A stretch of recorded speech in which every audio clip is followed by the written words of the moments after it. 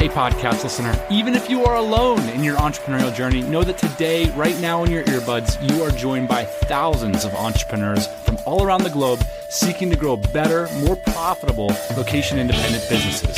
If you'd like to learn more about what we do and download our entire back catalog, check out tropicalmba.com.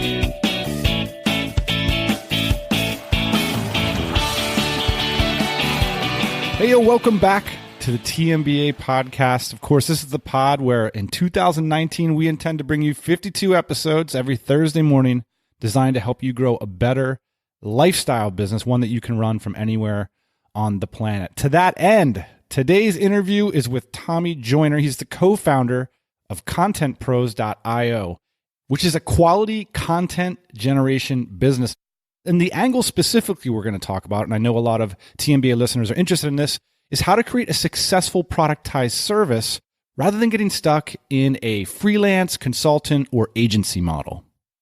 So you're not working with clients anymore. You're working with customers. The relationship's a bit more transactional. You're not focused on results as much as you are providing just something that people need in general.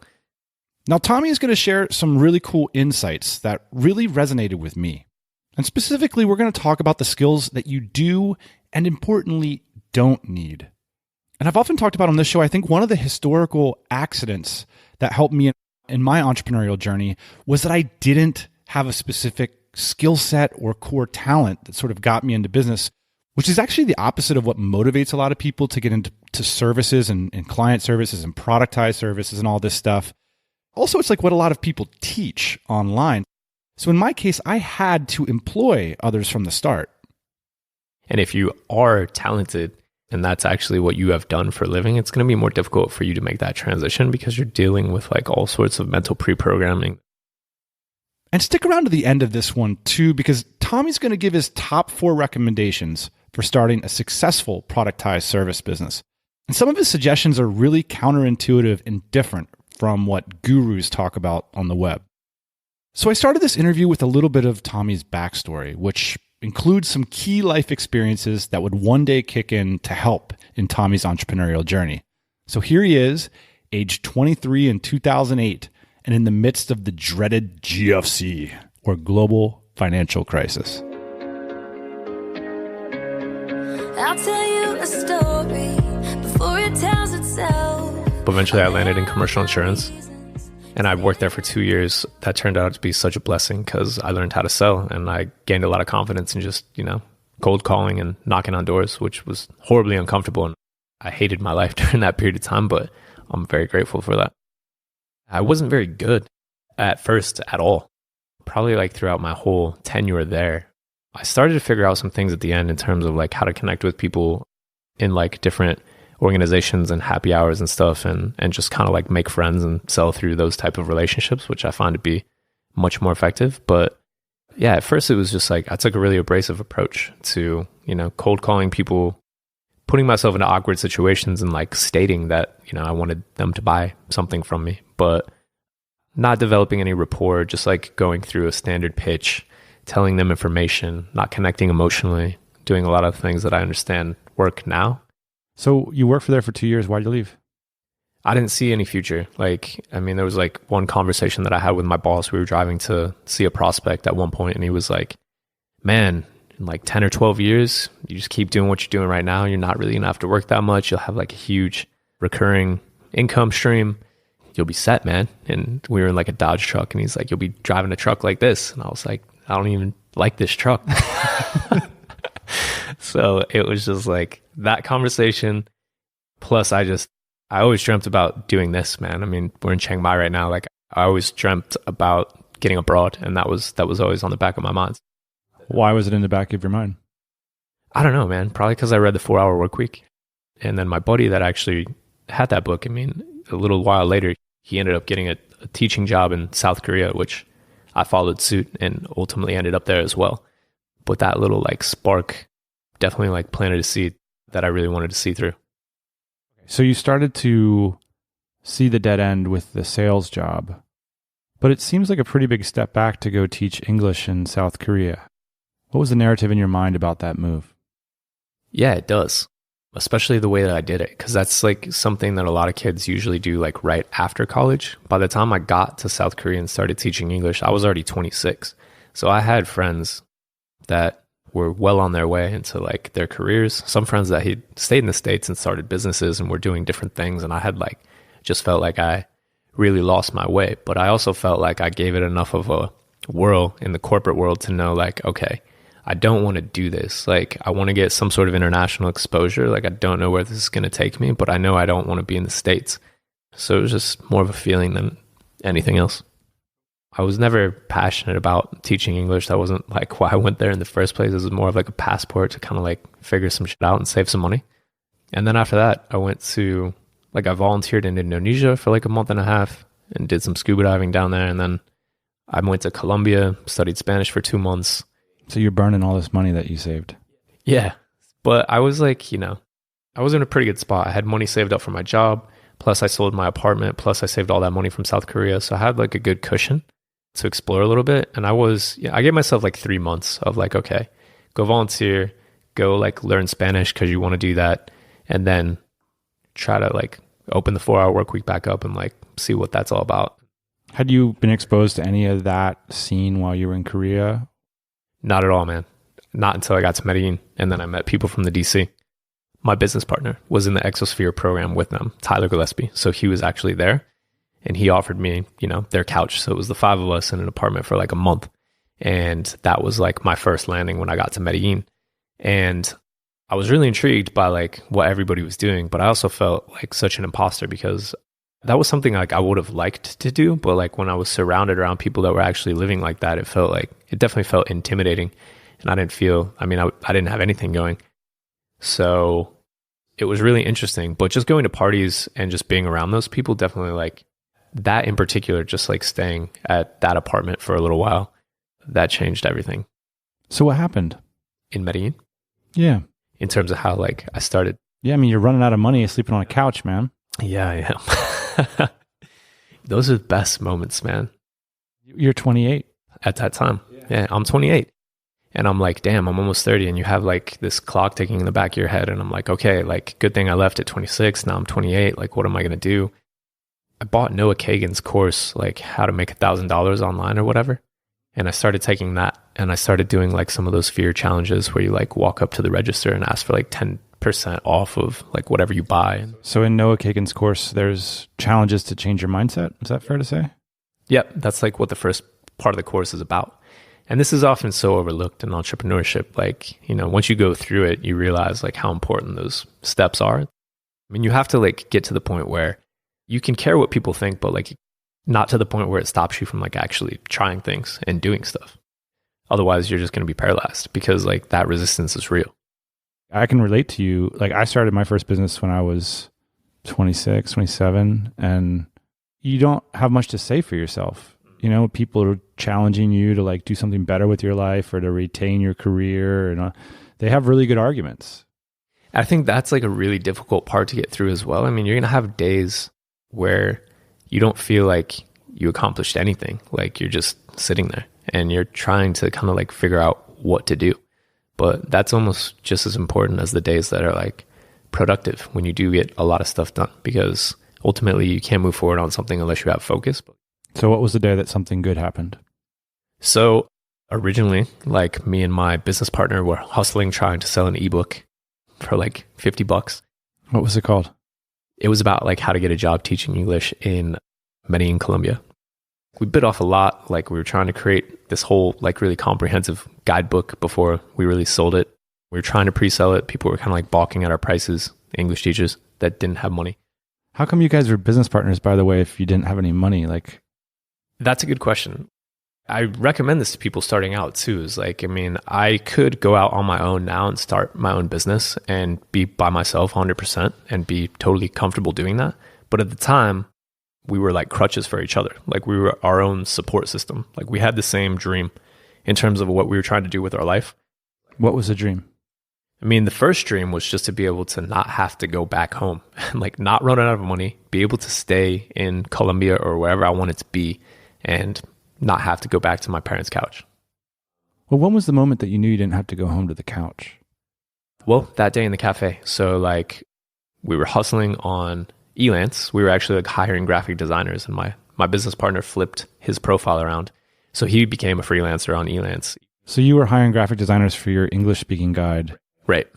And then he signed up for an account as a freelancer. I was like, what are you doing, bro? He's like, I think there's jobs on here. Like people need help with stuff. Like I'm just going to like do some stuff. And I was like, oh, that's interesting. Like, what are you going to do? Like, we're not like designers or anything, man. What do you think you can sell? And he sells a dude on a package of autoresponders for his personal development website for $5,000. So how long did it go from him putting up the freelancer profile to selling the $5,000 program? I think it took about a week. And then when he did that, I was like, whoa, it's possible. And I made an account. And then I sold a guy. It took me about 2 weeks. And I sold a guy on a project for $6,000. And at that point, I mean, we're still hiring out contractors to like write. We hired writers from day one. I think we were more entrepreneurial than some people who start out that way because they're actually fulfilling the work. Like we never fulfilled the work. We went and found writers to work with right away. I want to interject here. I can really relate to that. And I consider it a virtue or a fortunate fall in my case, or a fortunate defect that I don't have any skills. And so my skill has always been being the Tom Sawyer, is basically convincing other people to do the work at the right price. And had I been a graphic designer, had I been a copywriter, had I been someone who's a great editor, I might have fallen into the trap of selling things and then turning around and doing them myself. So kudos to you. I think that that's actually a great rule of thumb to follow if you want to start a service business. Set that rule for yourself and absolutely do not fulfill the work. Refuse to fulfill the work on your own. I totally agree with that. And if you are talented and that's actually what you have done for a living, it's going to be more difficult for you to make that transition because you're dealing with like all sorts of mental pre-programming that's going to be hard for you to come by. So if you're like us and you're just a dunce and you can't do it anyway, then like you automatically have to skip it. And I do consider that a blessing as well. Because if you look at books like The E-Myth or Built to Sell or whatever that are predicated on like being more of an entrepreneur and a business owner than an operator, I mean, if you can't operate at least on like the artistic level where you're really starting out and actually creating whatever it is that you're selling, I mean, you have to skip that step. So you guys this is 2014 at this point? We're into 2014. We nailed on our first actual contract in March of 2014. That was the start of it all. And then we sold like over $20,000 within 45 days of like getting jobs on.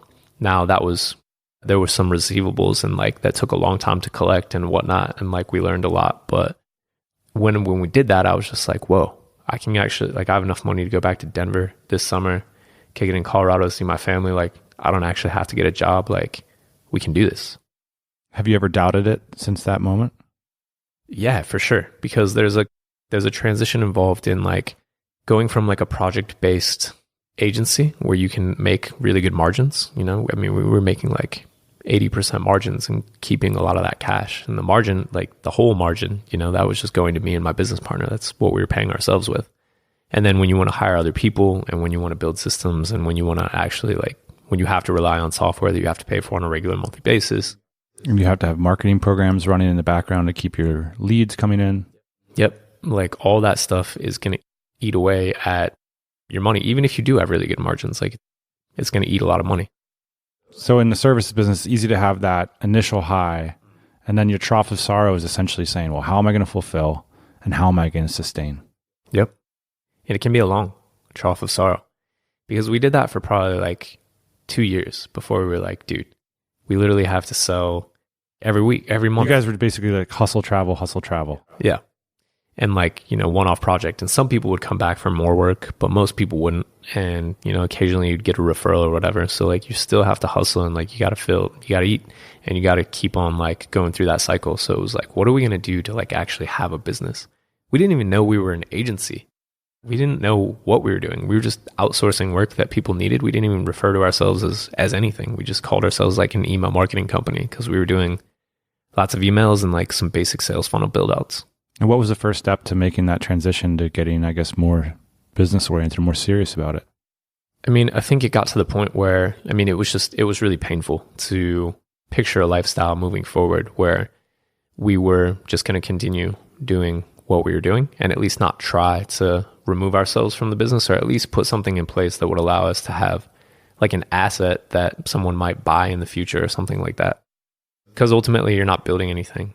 I mean, you can't sell yourself to anyone else, which is, I'm not advocating that everyone has to do that, but like it's something that you need to consider. All right, everybody, for Christmas, I bought myself an ad spot on the podcast. I want you guys to go check out dynamitejobs.co if you haven't been there lately. I remember back when I used to have a sourcing manager that I worked with in China, and I still remember this email subject line he sent me one year. It was so surprising. The subject line was just this: new year, new job. And when I opened that email, it turned out that he wanted to leave the company he was working for and come work for me. And that was an enormous opportunity for me. So if you're looking for a new job in the new year, an enormous opportunity that can change your lifestyle, over at dynamitejobs.co, we only list jobs from legit companies that are providing jobs with a great deal of schedule and location freedom. Remote jobs means you don't have to go to an office, no more commute, and work for legit, interesting companies. So if you want a new job in the new year, go check out dynamitejobs.co. I got to highlight the one thing that jumped out to me about Tommy's experience was that moment when he went on to Upwork. He used his sales skills to hustle up some revenue and then right away turned around and hired someone to deliver the product. You know, there's certain things in entrepreneurship that are really difficult to do. And I think one of them for most of us is delegating and trusting others to do the work. You know, Michael Lombardi, who was a guest on the show a few weeks ago, often says that great teams in football are ones that can win when they're forced to play left-handed. And I think for most of us coming from a professional background or a collegiate background, left-handed for us is actually not doing the work and inspiring or empowering or trusting others to do the work. And so I would challenge all of you who haven't yet played left-handed yet to tie that hand behind your back and ask yourself the question, what if you only sold things that you could not deliver yourself? And this moment in Tommy's journey really stuck out at me. Instead of taking an easier path at the beginning, which would be to, lock yourself in a room over the weekend and drink a bunch of coffee and finish off the project, instead it was like, nope, I'm going to tie that hand behind my back and I'm going to go and hire someone immediately. So the reason I was so inspired to talk to Tommy wasn't necessarily because of his backstory, although it turned out to be very interesting when we sat down and talked, but it was because of some of the unintuitive approaches he's taken to building ContentPros.io and how some of those strategies have helped him result in turning what can be a difficult way to grow a business into quite a successful one.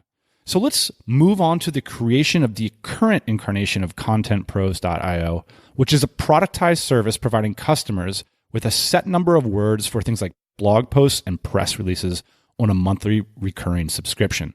So Tommy now employs 3 full-time, fully remote staff who handle around 100 freelance writers and 30 editors.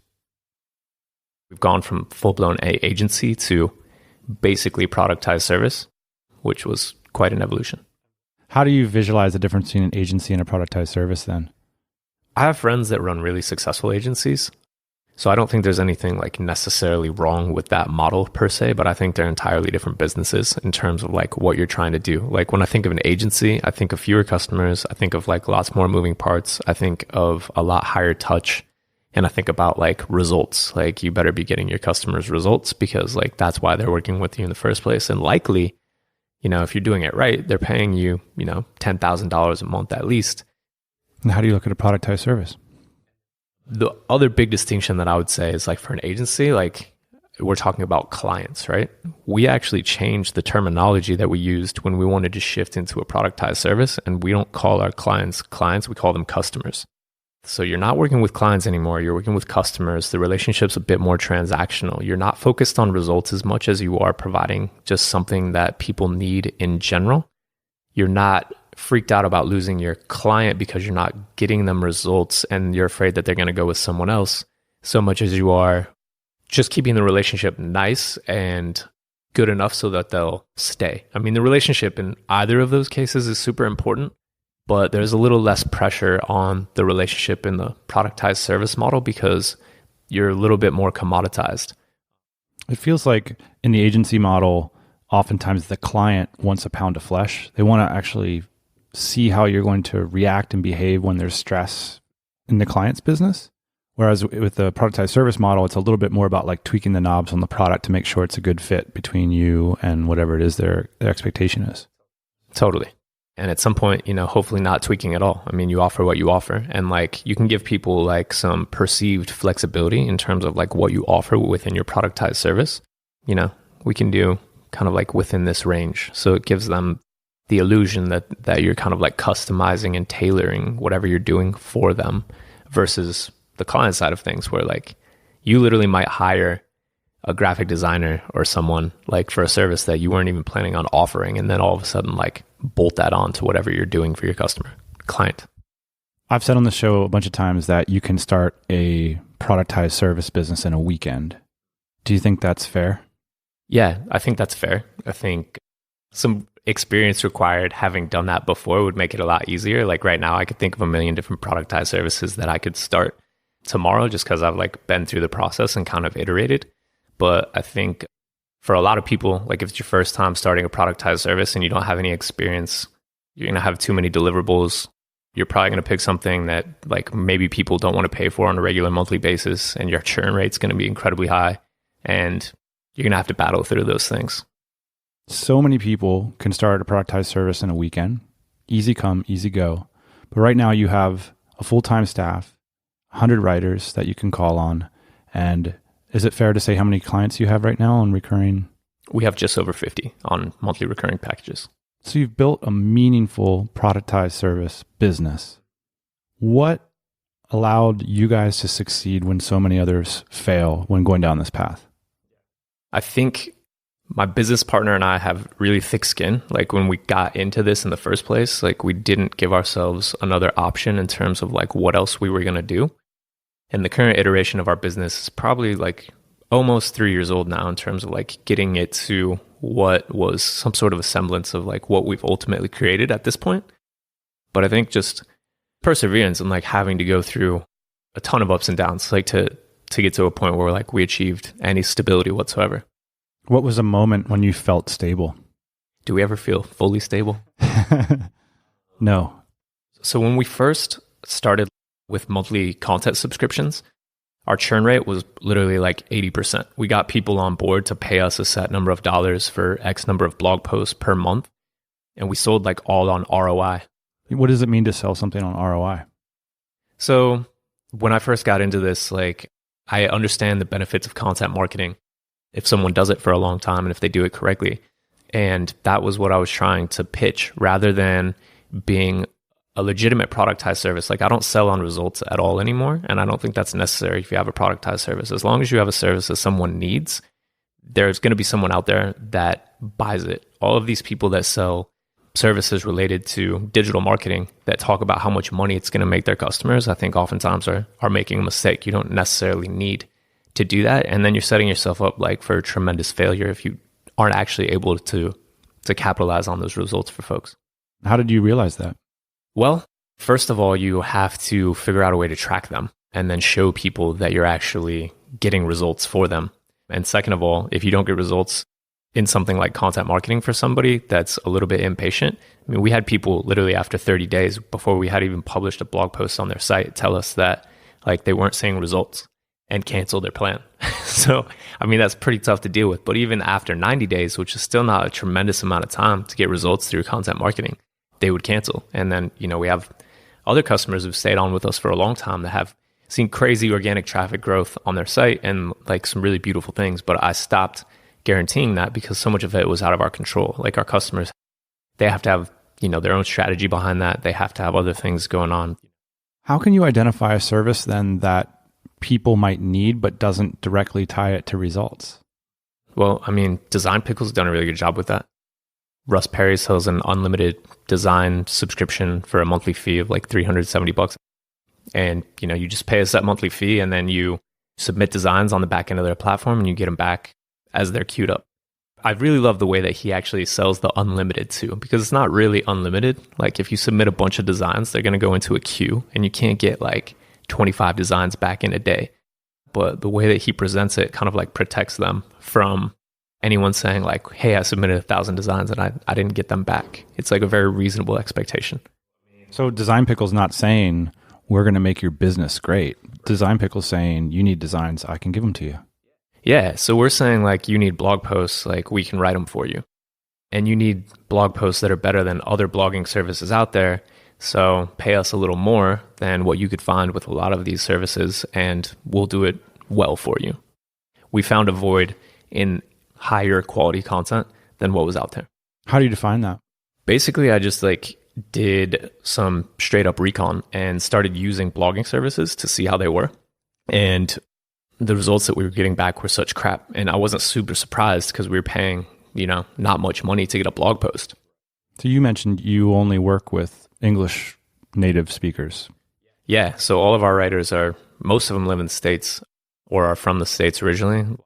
How do the economics work out though? If, you're paying world-class writers to generate the content, how then can you turn around and sell it to your clients and make a meaningful profit? I think his name's Ben McAdams. He's a finance student in DC. Yeah. Ben McAdam is the virtual CFO. Good dude. I was put in touch with Ben, and this was just maybe 9 months ago or so. And he told me a really good rule of thumb for any service-based business. I mean, you just have to make sure that your gross margin is 60% or more. So in our case, for example, your gross margin is what we charge for a blog post and then what we pay our writers and our editors. All of your other expenses and the other things aren't counted in that. I see. So did that change the way you ran your business when you heard about that 60% figure? Yeah, embarrassingly enough, even earlier this year, that figure had gotten all the way down to 38% for us. Our prices were too low and we were paying our writers too much. What was your strategy to follow up on Ben's advice? I mean, we figured it was going to be easier to lower prices in terms of what we were paying writers than it was going to be to raise customers on our pricing plans. I was less scared to lose writers than I was to lose customers. So the first thing that we did was pay 2 cents less per word. For writers, we did a test actually. So we paid writers 2 cents less per word than what we were paying them before. And I had our hiring manager go out and hire a bunch of different writers. And then we compared the articles that we got back. And we noticed that there was zero difference in quality. And did you go back to the writers that were at a higher price point and ask them to take a pay cut? Everybody did. We didn't lose one writer. What do you spend your marketing budget on? Prior to a few months ago, we did all cold email outreach to get our customers, which got us to 50. We still do some cold outreach. So I spend some money on LinkedIn outreach and also Facebook Messenger outreach. So how are you able to convert? Wait, Facebook Messenger outreach? Yeah. What? Tell me about that. Facebook messages are really good, man. So actually, one of the hacks that we had earlier this year that got shut down, which was a super good way, we got a ton of customers from this. There was this Google Chrome extension called Grouply, and you could actually download all of the information from a Facebook group. You could extract their personal information and you could run it through hunter.io and you could get all of their email addresses. So you could put a crafty email together, directed at that Facebook group and then hit them up on email, which was super effective. But Facebook Messenger, I mean, you can still do the same thing. So we actually have a buddy of mine that runs a marketing company. He doesn't let me in on all of his secrets in terms of how he actually automates this, but he essentially messages people just outbound messages like you would do cold email in Facebook Messenger and certain groups that we tell him to target. And then we just start a conversation. And that's actually been really good. If they're friendly at first and they're willing to hear your pitch or just say, hey, let's hop on a call. The second thing that I do in Facebook Messenger, what I've started doing, which works really well, is I just record a video and I send it back to him. And then we just get a little rapport built. And I think that's really powerful. That's something I used to do back in the day, on Odesk and Elance and now Upwork in terms of video proposals. What would you say on the video? How does it work? I guess the first thing that people say usually is hey, Tommy, that sounds interesting. I'd be interested in getting on a call. So I'd say, hey, Dan, what's going on, man? Thanks so much for responding. I would love to hop on a call. Like, we're actually working on a white label program with some of our agencies right now. It's been super effective for them. I think you would really be interested in hearing about it. White label would essentially be like a discounted rate that you sell to someone else who's going to resell it. So in our case, we have a white label program for agencies, which is a very discounted rate that they can then sell to their customers and still be able to make margin on top of that. So Dan's SEO agency goes to Tommy and I buy your white label product, which means you're going to deliver this content marketing to my client and you're going to respect my relationship with my client and allow me to put my name on it, basically. Exactly. And then I take a 20% margin over what I'm paying you. So I get to value add to my customers. Yep. Why does it make a lot of sense to white label rather than selling retail? The stickiness of an agency customer, if you do it right, is way more than a retail client, regardless of how much they're paying. Why? They have like built-in anti-fragility already with like their own company. So like they have a basket full of customers themselves that they're working hard to keep.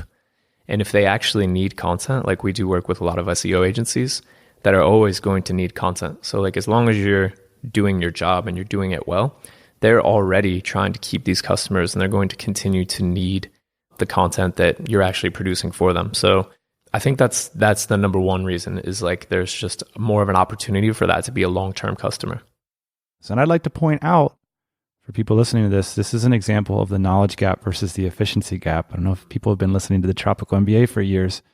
It's this idea that in a way I can analyze what you're doing is you're saying like you're selling directly to people who really understand the value of what you do. They're willing to pay for it because they're paying for efficiency.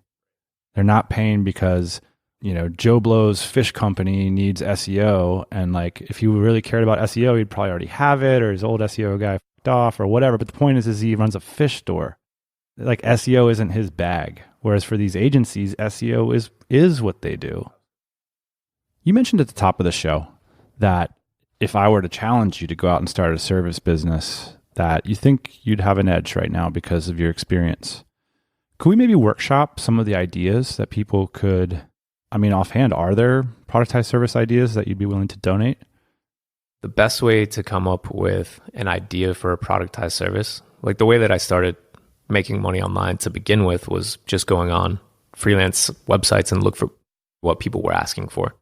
So I think that's obviously a really good approach. One that I've thought about a lot that we didn't fully capitalize on that I guess we kind of could still do, but I think somebody could really niche down on. And I haven't seen a company out there that does this extraordinarily well, are like monthly recurring email newsletters.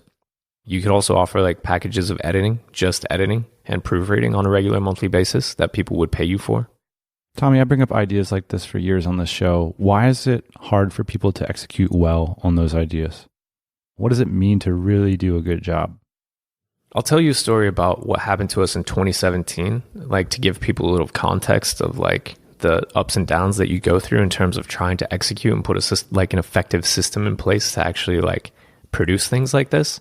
So when you start a productized service business, I mean, you can get a couple customers pretty quick. But at some point, I mean, really like the issues with scale start after like 5. And when you say issues at scale, you mean it becomes difficult to fulfill for your clients? Exactly. And just manage all the freelancers and everything that you have going on all of a sudden. You get scared to bring on more clients. Yeah. Because it's like drinking from a fire hose. Right. One of my friends who has a big SEO agency that's extremely productized and they've done a really good well to scale to extraordinary heights is a bit of a savant when it comes to like operations. So I would always ask him for like advice in terms of like what we should do with our business. And he's just like, Facebook ads, man. Facebook ads and just sell, man. Facebook ads, sales guys, just get their calendars booked, like get them on calls and just sell, man. Sell out of your problems. And my business partner and I are pretty good at sales. So like we've sold ourselves into problems before where we actually have had fulfillment issues. And then we have like all these issues with scale. So we changed project management softwares 6 times in 2017. It was such a journey. You were tool shopping. Yeah, we were tool shopping. And for a while, I mean, my business partner led the charge on this and I was so frustrated. So we were on the verge of about to invest like a serious amount of money in just building out like a custom backend. And then all of a sudden, my buddy, who I told you about earlier, sends me a quick link. The guy who says you can sell yourself out of problems? Yeah. So the guy who says you can sell yourself out of problems sends me a quick link, and he was like, hey, man, we set up a little white label program with these guys. They have a pretty cool software. It might work for your business. And I checked it out, and it's called serviceproviderpro.com. I'm glad to be giving them a shout out right here, because anyone that's trying to start a productized service business that doesn't know about these guys, and most people don't know about them, should check them out, because I mean, it's exactly what you need to create the type of like client facing interaction that you would want, and a way to set your products up on the back end where like they're literally just like digital packages that people can buy, and then you can set up monthly subscriptions really easy that link with Stripe or Braintree or whatever. So people are buying products through your project management software? Yeah, so they place orders directly through there, and they can even build their subscriptions. I mean, you can also customize it. Like our web developer has gone in there and like customized some pages where people can build their own subscription based on how many words they want per month. That's cool. Do you have to be a good salesperson to run a productized service business or a service business? I think so. I mean, like you either have to have extraordinary execution and make something that's so badass that everyone's just going to want to use it.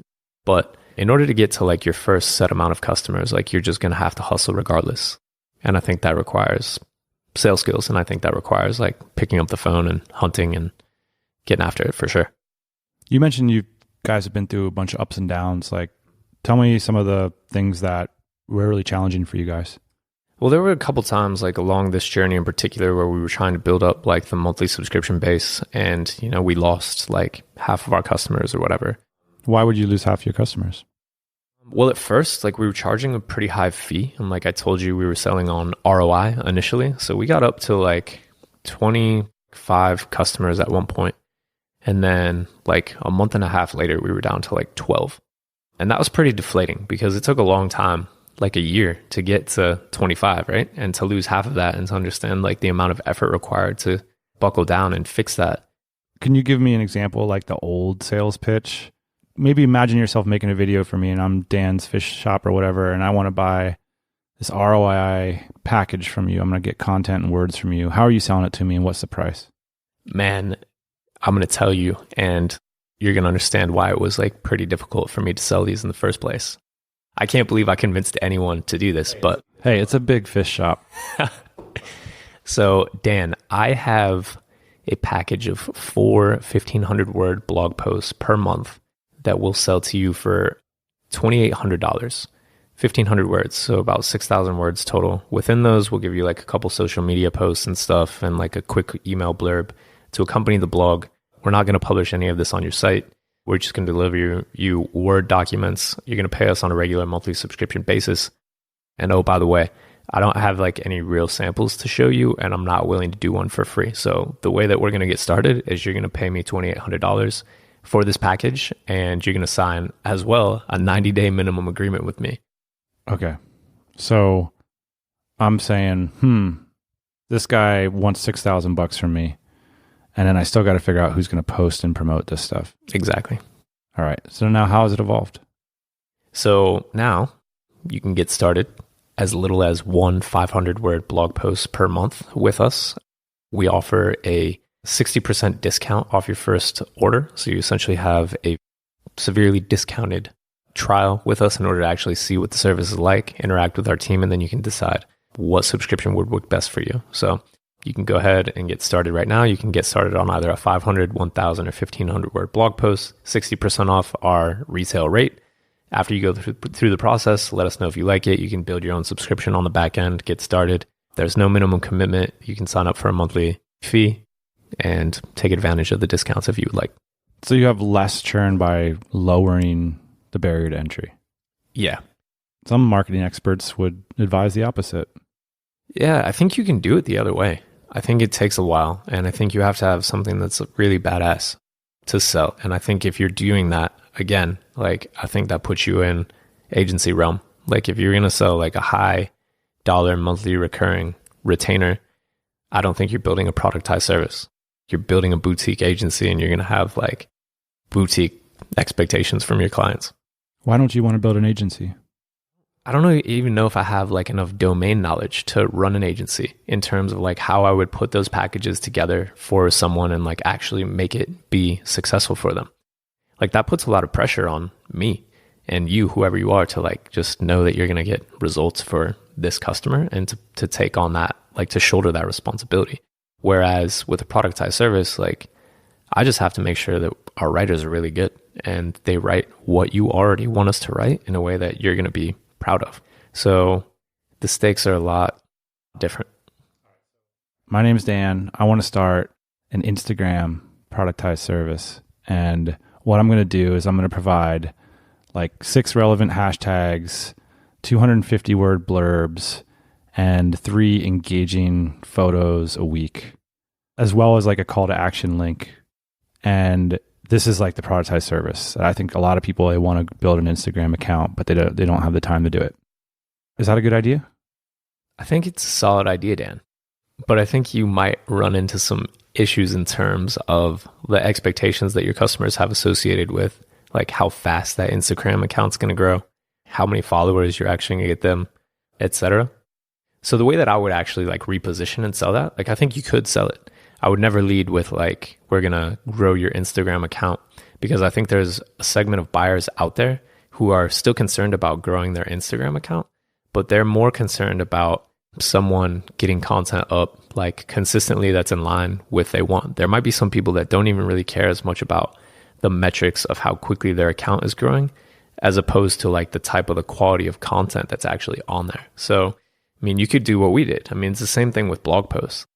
If you want your organic traffic to grow a lot over the course of X period of time, I mean, you're going to need to post a lot and you're going to need to have like a strategy and you're going to really need to commit to that. But at the same time, we don't sell on that regardless. We just sell, you already want to write on your blog, or you already are writing on your blog. You want to plug into a strategy. Cool. We'll do the posts. So in that case, yeah, I mean, like create a really badass Instagram post. That's hard. That's content. That's time consuming. Like it takes a really good eye to get a good image matched up with like a snippet of text or whatever it ends up being.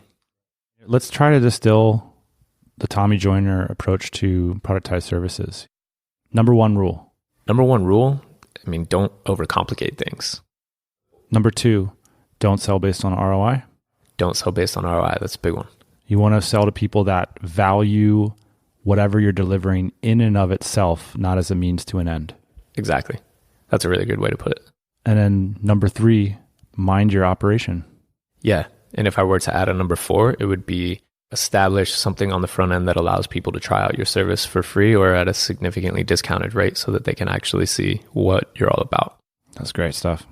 Thanks for joining us on the TMBA pod, Tommy. Yeah, man. Thanks so much for having me.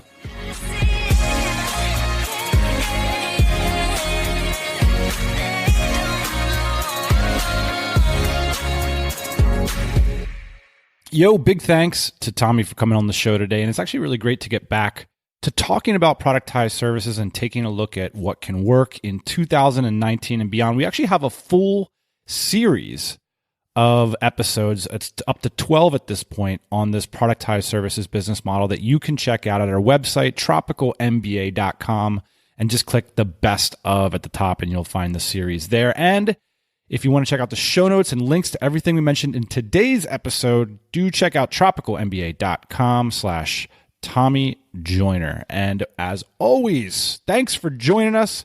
Here's to a happy and productive 2019 to you and your family. And as always, we'll be back next Thursday morning, 8 a.m. Eastern Standard Time. Hey, thanks for listening to the Tropical MBA podcast. You can go to tropicalmba.com, get access to hundreds of back episodes and all kinds of other goodies. Load up your iPod. That is the cheapest way to fly business class on your next international flight. We will see you next Thursday morning, 8 a.m. Eastern Standard Time.